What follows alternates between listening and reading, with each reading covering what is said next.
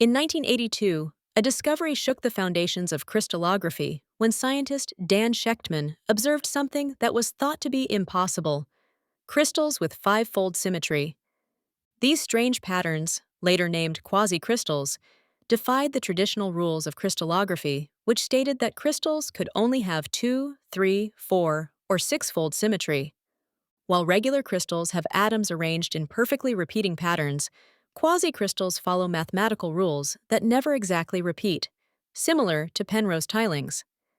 At the atomic level, quasicrystals exhibit long-range order without periodicity, creating beautiful patterns that extend infinitely without ever repeating exactly.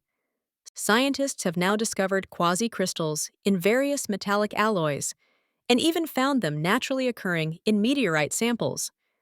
These materials have unique properties that make them valuable for applications like non-stick coatings due to their low friction and unusual surface properties. Their unique structure also gives them interesting thermal and electrical properties, making them potentially useful in energy applications. Today, scientists continue to explore these fascinating materials, using advanced computing and imaging techniques to understand their formation and properties. The discovery of quasicrystals reminds us that nature can still surprise us, challenging our most basic assumptions about how matter organizes itself.